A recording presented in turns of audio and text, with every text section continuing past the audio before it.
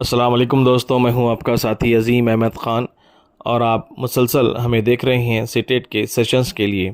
आप तमाम से गुजारिश है कि चैनल को ज़रूर सब्सक्राइब करें ताकि हमारी आने वाली वीडियोस आप तक वक्त पर पहुंच सके। साथ ही साथ आपका फ़ीडबैक कमेंट बॉक्स में ज़रूर दें और सभी सीटेट देने वाले तलबा व तालिबात तक इन वीडियोज़ को ज़रूर शेयर करें। चलिए, अस्सलाम वालेकुम आप सभी को।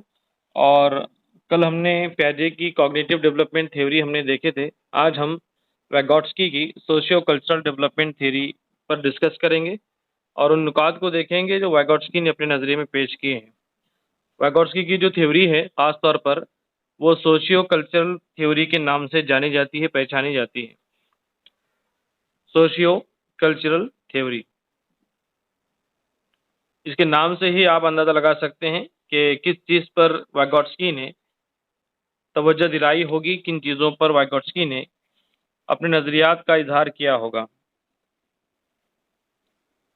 यहाँ पर आप देखते हैं नाम के अंदर खुद लिखा हुआ है सोशियो कल्चरल डेवलपमेंट, ठीक है। तो यहाँ पर उसकी बेसिक बुनियादी हमने जैसा प्याजे के अंदर देखे थे कि प्याजो कहाँ के रहने वाले थे, वो भी चीज़ें हमने देखे थे। तो वाइगोट्स्की के लिए ये जनरल इंफॉर्मेशन है कि वैगो was Russian psychologist.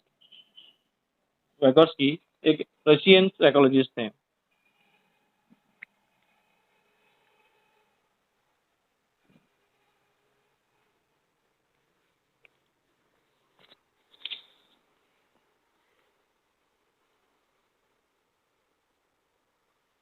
वाइगोट्स्की was Russian psychologist, आपको याद रखना है कि ये रशियन थे। दूसरी चीज़ हमको याद रखना है, जिस तरह हमने पैजे के बारे में भी कहा था कि वो कंस्ट्रक्टिविस्ट थे, उसी तरह वैगोट्स्की को यहाँ पर याद रखा जाएगा कि वैगोट्स्की वॉज सोशल कंस्ट्रक्टिविस्ट।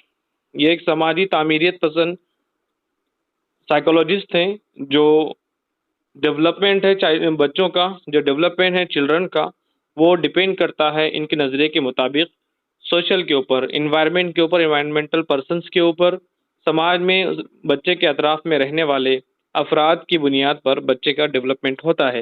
ये चीज़ें हमको आगे डिस्कस करना है। साथ ही साथ वैगोट्स्की कहते हैं कि बच्चे का जो डेवलपमेंट है, चाइल्ड डेवलपमेंट, वो दो चीज़ों पर निर्भर करता है, वो दो चीज़ों पर डिपेंड करता है और उन दो चीज़ों को वैगोट्स्की ने फोकस किया। वो नंबर एक है सोसाइटी और दूसरा है कल्चर, ठीक है। इन दो चीज़ों पर वैगोट्स्की ने एम्फेसाइज किया, फोकस किया, तवज्जो दिलाई कि बच्चे का कॉग्निटिव डेवलपमेंट, बच्चे का डेवलपमेंट डिपेंड करता है वो किस सोसाइटी में रहता है, वो किस कल्चर में रहता है। जैसी ही बच्चे के अतराफ में सोसाइटी होगी, जिस तरह बच्चे के अतराफ में कल्चर होगा, that type of cognitive development will be happen in child development, ठीक। अब वो कौन सी चीज़ें हैं ख़ास तौर पर जिसके ऊपर वैगोट्स्की ने ख़ास तवज्जो दी? नंबर एक है सोशल कम्युनिकेशन, जिसे इंग्लिश में हम यूं भी कह सकते हैं कि सोशल इंटरैक्शन। ये तीन चीज़ों के ऊपर वैगोट्स्की ने बहुत ज़्यादा जोर दिया। These are the main three aspects भी कह सकते हैं, तीन पहलू भी कह सकते हैं वैगोट्स्की के, जिसके ऊपर वैगोट्स्की ने खास तौर पर तवज्जो दिलाई। नंबर एक है सोशल कम्युनिकेशन या फिर सोशल इंटरैक्शन, कि बच्चे का कॉग्निटिव डेवलपमेंट सोशल इंटरेक्शन पर होता है, यानी कि समाजी तामुलात पर, समाजी कम्युनिकेशन के ऊपर, कि जितना बच्चा अपने अतराफ में, यानी पेरेंट्स है, एल्डर सिस्टर हैं, यंगर ब्रदर हैं, फैमिली मेम्बर्स हैं, स्कूल है, सोसाइटी है, that type of all environmental factors जो सोशल इंटरेक्शन के अंदर शामिल हो गए, ये एक बहुत अहम रोल अदा करते हैं बच्चे के कॉग्निटिव डेवलपमेंट के अंदर। दूसरा है कल्चर, जिसे हम उर्दू में कहते हैं सकाफत। तो ये भी बहुत ज़्यादा इम्पोर्टेंट रखता है वैगोट्स्की के नज़रिए में, कि जिस तरह कल्चर होगा, एजुकेशन उसी तरह का होगा, बच्चे का कॉग्निटिव डेवलपमेंट भी उसी तरह का होगा, बच्चे की नशोनुमा भी उसी कल्चर के बेस पर होगी। और तीसरा जो मेन फैक्टर है वैगोट्स्की के नज़रिए में, वो लैंग्वेज है। लैंग्वेज को वैगोट्स्की ने बहुत इंपॉर्टेंट रोल अदा करने के लिए जिम्मेदार ठहरा है। वैगोट्स्की कहते हैं कि जितना भी सोशल इंटरेक्शन है या फिर दुनिया को जानने का जो वाहिद वसीला है वो लैंग्वेज है, ठीक है। और वो लैंग्वेज एक ऐसा टूल है, लैंग्वेज एक ऐसा वसीला है जो दीगर इन्वायरमेंटल फैक्टर्स और चाइल्ड डेवलपमेंट के बीच में लिंकअप का काम करता है, कम्युनिकेशन का काम करता है, अहम टूल के तौर पर काम करता है। तो कॉग्निटिव डेवलपमेंट के अंदर वाइगोट्स्की के मुताबिक लैंग्वेज भी बहुत अहम रोल अदा करता है। ठीक, ये बहुत ज़्यादा मेजर एस्पेक्ट्स हैं जो हमने शॉर्टली आपके सामने एक्सप्लेन करने की कोशिश की है। दूसरी जो चीज़ें हैं और भी अहम नुकात हैं, अहम टर्म्स एंड चीज़ें हैं जो वाइगोट्स्की ने पेश की है, जिसके अंदर काफ़ी मशहूर है। आमतौर पर ZPD उसे शॉर्ट फॉर्म में कहते हैं। आमतौर पर सीटेट में कई बार पूछा जा चुका है इस पर सवाल। हम आपको मुख्तसर से मुख्तसर कंक्लूजन में इसको समझाने की कोशिश करेंगे। ZPD का फुल फॉर्म होता है जोन ऑफ प्रॉक्सिमल डेवलपमेंट। ठीक है, जोन ऑफ प्रॉक्सिमल डेवलपमेंट, ये एक ऐसा जोन है, ये एक ऐसा हल्का है बच्चे के डेवलपमेंट के दौरान। ZPD is the proximal development in which help should be given so that he or she can obtain maximum potential of learning। ये एक ऐसा मरहला है, एक ऐसी स्टेज है, एक ऐसी सिचुएशन है, तरक्की का एक ऐसा हल्का है जिसमें बच्चों को थोड़ी सी हेल्प करने के बाद, थोड़ी सी हेल्प करनी भी चाहिए, ऐसा मौका आता है जहाँ पर थोड़ी सी हेल्प करने के बाद children can get maximum potential of learning. बच्चा अपनी लर्निंग के पीक पॉइंट पर पहुंच सकता है। ठीक है, बच्चा अपनी मैक्सिमम पोटेंशियल तक पहुंच सकता है। ऐसा हल्का, ऐसा तरक्की का डेवलपमेंट का zone, zone of proximal development कहा जाता है। समझ रहा है मिसबा?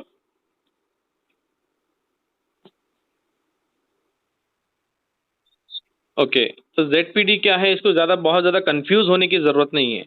आप ये समझ लेना चाहिए आपने कि डेवलपमेंट की एक ऐसी स्टेज है जहाँ पर हम बच्चे की हेल्प करते हैं, बच्चा का सपोर्ट करते हैं, और उस सपोर्ट की वजह से, थोड़े से सपोर्ट की वजह से बच्चा अपने लर्निंग स्टेज के, अपने पोटेंशियल के हाई पीक पर जाता है। और वो हम ये उसके बाद उस बच्चे का बहुत फ़ायदा होता है, यानी कि बच्चा डिपेंडेंट हो जाता है अपने आप पर। ठीक है, इंडिपेंडेंट हो जाता है बच्चा, आप बाद में डिपेंडेंसी भी नहीं रहती। उस तरह का हल्का, उस तरह का टाइम बॉन्ड, उस तरह की सिचुएशन को हम ZPD कहेंगे। ठीक है, अब देखिए इसी से रिलेटेड और भी पॉइंट नीचे आपके आने वाले हैं जो बहुत शॉर्ट में हम आपको समझाने की कोशिश करेंगे। उसी से रिलेटेड ZPD के अंदर हैं स्काफोल्डिंग। आमतौर पर सीटेट के अंदर लोग कंफ्यूज हो जाते हैं, ZPD क्या है, स्काफोल्डिंग क्या है। तो आप याद रखें कि ZPD के अंदर ही एक टर्म है जिसे हम कहते हैं स्काफोल्डिंग। ठीक है, स्काफोल्डिंग क्या है? टेम्पररी हेल्प इन ZPD, उसी हल्के के अंदर जो हमने ऊपर डिस्कस किए हैं। ZPD के अंदर हम थोड़ी टाइम के लिए, शॉर्ट ड्यूरेशन के लिए, शॉर्ट टाइम के लिए जो टेम्पररी बच्चे की हम हेल्प कर रहे हैं, that type of help is called as scaffolding. Are you getting my points? Okay, तो बस इतना याद रखना है। हमने एक बहुत आपको किताब में, बुक में आपको इसका डेफिनेशन मिलेगा, एक्सप्लेनेशन मिल जाएगा, बट आई हैव ट्राइड, हमने आपके लिए कोशिश की है कि मुख्तसर से मुख्तसर लैंग्वेज में आपको समझाने की कोशिश करें ताकि आपका भी वक्त ज़ाया ना हो और हमारा भी वक्त ज़ाया ना हो। इसलिए हम आपको शॉर्ट में बता रहे हैं। इसका फोल्डिंग क्या है? टेम्पररी हेल्प है। कब करते हैं हम? ZPD के अंदर करते हैं, जोन ऑफ प्रॉक्सिमल डेवलपमेंट के अंदर हम करते हैं। ठीक, एक ऐसी स्टेज है जहाँ पर बच्चे को हम इतनी हेल्प करते हैं कि वो मैक्सिमम पोटेंशियल तक अपने पहुँच जाए। उसी से रिलेटेड हम आपको एग्जाम्पल दे सकते हैं। आपने बुक के अंदर बहुत सारे एग्जाम्पल आपको मिलेंगे, लेकिन सूटेबल एग्जाम्पल ये है, उसकी बेहतरीन एग्जाम्पल हमको यहाँ पर मिलती है कि father help in learning cycle, कि बच्चा जब साइकिल चलाने की कोशिश करता है, ठीक है, तो वहाँ पर उसके पेरेंट्स क्या करते हैं? बच्चे की हेल्प करते, फादर हो या ब्रदर हो या सिस्टर हो, कोई भी हो सकता है जो बच्चे को साइकिल चलाने के वक्त उसकी हेल्प कर सकता है। ठीक है, तो यहाँ पर हम देखते हैं कि आपने उस किताब में, अगर आप बुक में एग्जांपल्स देखेंगे तो वहाँ पर आपको नज़र आएगा कि कोई ना कोई सेकंड पर्सन होता है जो बच्चे की हेल्प करता है साइकिल चलाते वक्त। ठीक है, तो वहाँ पर ये मुख्तसर सी हेल्प, बच्चा पहले सीखता है, थोड़ी बहुत सीख लेता है, उसके बाद एक ऐसा मरहला आता है जहाँ पर बस जो फादर है या ब्रदर है या एल्डर कोई भी हो, बस हाथ रखने की देर है, उसके बाद बच्चा खुद ब खुद अपनी साइकिल चला लेता है। That type of help is called a scaffolding. ठीक है, बाद में फादर उसका हाथ हटा देता है यहाँ से। जैसे ही फादर अपना हाथ हटा देता है, बच्चा खुद ब खुद अपनी साइकिल चलाने लगता है, यानी कि वो अपने मैक्सिमम पोटेंशियल तक पहुँच चुका। समझ में आ रहा है एग्जाम्पल स्काफोल्डिंग क्या है? अब फादर ने जो है अपनी हाथ हटा दिया, अपनी मदद हटा दिया, तो फादर ने थोड़े टाइम के लिए, शॉर्ट ड्यूरेशन के लिए अपनी हेल्प की थी, वो स्काफोल्डिंग कहलाएगा। ठीक है, अब उसी से रिलेटेड हम आपको जो बता रहे हैं, ये जो आदमी है वो फादर हो सकता है, ब्रदर हो सकता है, कोई भी हो सकता है। ठीक है, आमतौर पर हम यूँ कह सकते हैं कि जो साइकिल चला रहा है वो साइकिल चलाने वाले बच्चे से ज़्यादा इल्म रखता होगा, ज़्यादा नॉलेज रखता होगा, जो भी उसको सिखा रहा है, जाहिर सी बात है। तो ऐसा पर्सन जो लर्नर से ज़्यादा नॉलेज रखता है, हम उसे इंग्लिश में शॉर्ट में कहते हैं मोर नॉलेजेबल अदर। उसी को इसी ZPD के बाद आपने स्काफोल्डिंग देखा, और उसके बाद अहम टर्म जो है इसके अंदर यही है, जिसे कहते हैं MKO, मोर नॉलेजेबल अदर। ठीक है, more knowledgeable other. More knowledgeable other कौन है? कोई भी शख्स हो सकता है, वो मदर हो सकती है, फादर हो सकता है, ब्रदर हो सकता है, जिसको नॉलेज ज़्यादा है वो हो सकता है।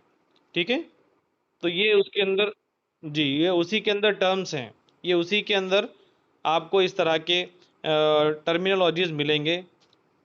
ठीक है, तो अब ये जो कंक्लूजन हम ये देख सकते हैं कि वाइगॉट्स्की ने जो डेवलपमेंट की जो स्टेजेस बताए हैं, या फिर उसने जो टर्म्स बताए हैं हमारे नज़दीक, उससे हमें क्या पता चलता है कि वाइगॉट्स्की किस चीज़ पर तवज्जो देते हैं। वाइगॉट्स्की किन चीज़ों पर, कंक्लूजन के तौर पर हम देख सकते हैं कि वाइगॉट्स्की ने कोलैबोरेटिव लर्निंग पर तवज्जो दी, कि बच्चों के कोलैबोरेशन के साथ लर्निंग के मौके फास्टेस्ट लर्निंग होते हैं। इस चीज़ को वाइगॉट्स्की सपोर्ट करते हैं। दूसरी चीज़, वाइगॉट्स्की कहते हैं कि कोऑपरेटिव लर्निंग बहुत बेहतरीन है, यानी कि ऐसा मेथड ऑफ टीचिंग या ऐसा सिचुएशन हम अगर क्लासरूम में क्रिएट करते हैं जहां बच्चे एक दूसरे से सीखते हैं, ठीक है, मोर नॉलेजेबल अदर से सीखते हैं, तो it can be lead to maximum potential.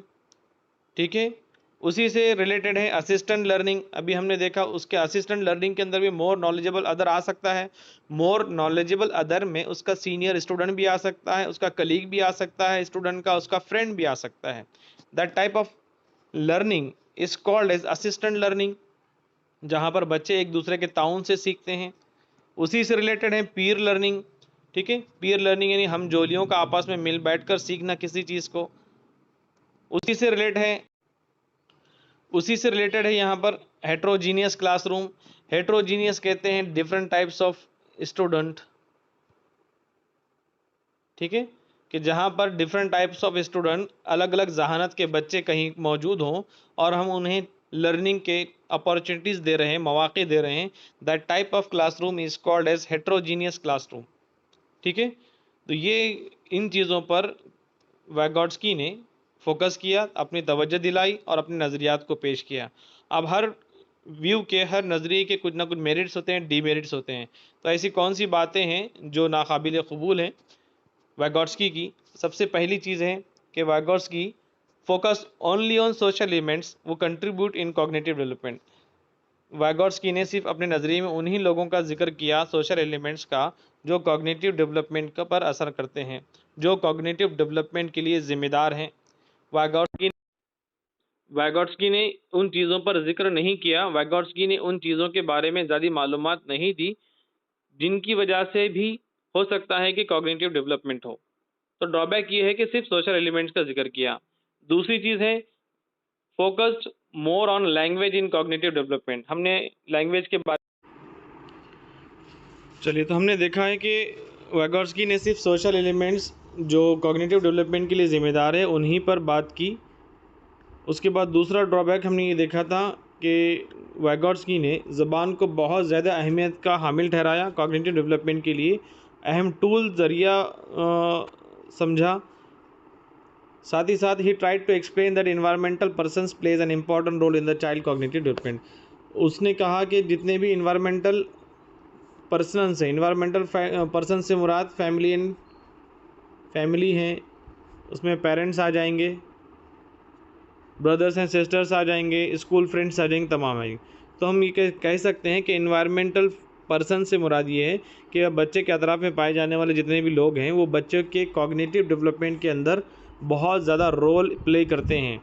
ठीक है, तो इसका मतलब ये हो सकता है कि बच्चे का खुद ज़्यादा कुछ नहीं है, क्या बच्चा का पर्सनल कॉग्निटिव डेवलपमेंट के अंदर कोई रोल नहीं है, या और दीगर फैक्टर्स का कोई रोल नहीं है। इस तरह के सवालात हमारे जहन में वैगोट्स्की की थ्योरी के बाद उठने चाहिए। ठीक है, तो ये वैगोट्स्की की कुछ चीज़ें थी। वैगोट्स्की के लैंग्वेज के बारे में हमने अभी देखे हैं ख़ास तौर पर कि ही believe language can be develop through this social communication, कि बच्चे की ज़ुबान की तरक्की, बच्चे का लैंग्वेज डेवलपमेंट वो भी किस चीज़ के ऊपर डेवलपमेंट करता है, डिपेंड करता है सोशल कम्युनिकेशन के। बच्चे के जितना सोशल इंटरेक्शन होगा फैमिली एंड फ्रेंड्स के साथ, स्कूल कलीग के साथ, तो उसकी लैंग्वेज डेवलपमेंट होगी। ठीक है, and language development is responsible for cognitive development, ये वैगोट्स्की का कहना था।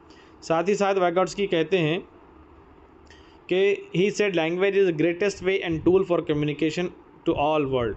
ज़बान ही एक ऐसा वसीला है जो तमाम दुनिया से कम्युनिकेशन का एक वाहिद ज़रिया है, ये वैगोट्स्की का कहना है। साथ ही साथ हम ज़बान की डेवलपमेंट की बात करते हैं तो फिर भी हमें उन चीज़ों को रिकॉल करना चाहिए कि ज़बान के मुतालिक एक और साइकोलॉजिस्ट ने अहम बातें बताई थी जिसे हम नॉम चॉम्स्की कहते हैं। ठीक है, हमने उर्दू के पीरियड में उसको देखा था, नॉम चॉम्स्की। उसने भी ज़बान के ताल्लुक़ से कहा था कि हर बच्चे के अंदर लैंग्वेज एक्विजिशन डिवाइस है। ठीक है, जो बच्चे के अंदर इनेट एबिलिटी होती हैं, यूनिवर्सल ग्रामर, ये नॉम चॉम्स्की के अंदर हमने देखे थे। तो यहाँ पर हम वैगोट्स्की की बात कर रहे हैं, तो वैगोट्स्की ने ज़बान के डेवलपमेंट के लिए लैंग्वेज डेवलपमेंट के अंदर लैंग्वेज के 3 टाइप्स बताए हैं। सबसे पहली जो लैंग्वेज डेवलपमेंट के जो स्टेप है या फिर टाइप है उसे हम कहते हैं सोशल स्पीच। सोशल स्पीच से हमने शॉर्ट में लिखने की कोशिश की है कि दूसरों से बात करना। ठीक है, ऐसी लैंग्वेज बच्चे की लैंग्वेज डेवलपमेंट का वो हिस्सा जहाँ पर बच्चा टॉक टू अदर या फिर टॉक टू एक्सटर्नल एलिमेंट्स। ठीक है, बाहर के इन्वायरमेंटल पीपल से बात करता है। The type of language is called as social speech. Second है प्राइवेट स्पीच। ये भी एक ज़बान की लैंग्वेज की एक टाइप बताया है वैगोट्स्की ने, जो 3 ईयर्स की हैं। ये 0 से 2 ईयर्स के लिए हैं, ये 3 ईयर्स के लिए हैं। 3 to 5 या 3 to 6 हम उसे कह सकते हैं। प्राइवेट स्पीच क्या है? अपने आप से बात करना। ठीक है, सेल्फ टॉक।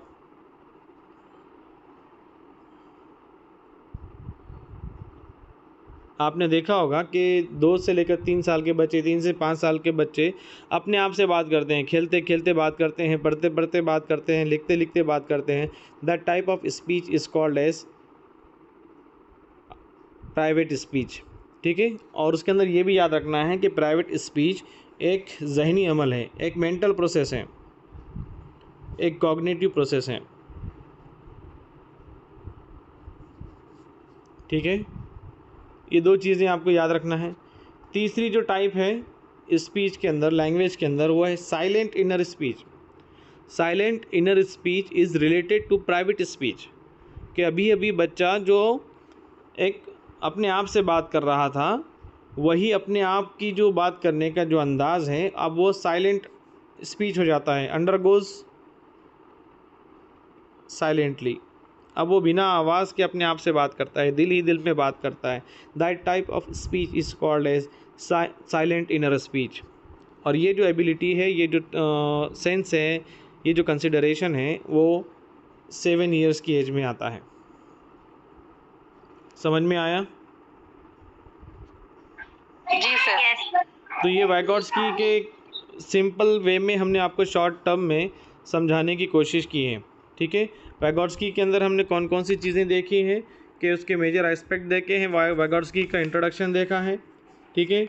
और उसके 3 एस्पेक्ट्स हमने देखे हैं। सोशल इंटरेक्शन, सबसे पहला हमने देखा सोशल एस्पेक्ट।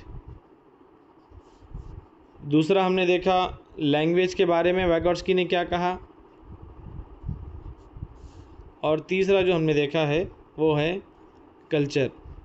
इन तीनों का भी वैगोट्स्की की नज़र में बहुत ज़्यादा अहम रोल है बच्चे के कॉग्निटिव डेवलपमेंट के अंदर। साथ ही साथ हमने देखा ZPD के अंदर ही हमने देखा scaffolding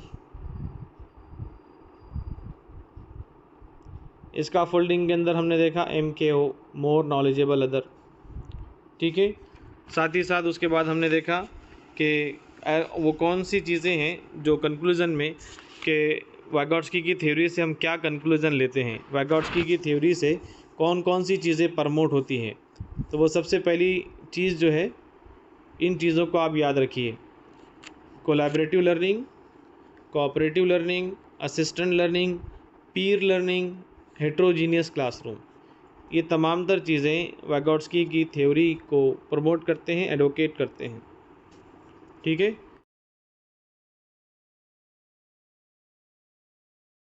Subscribe now and press the bell icon. Never miss an update.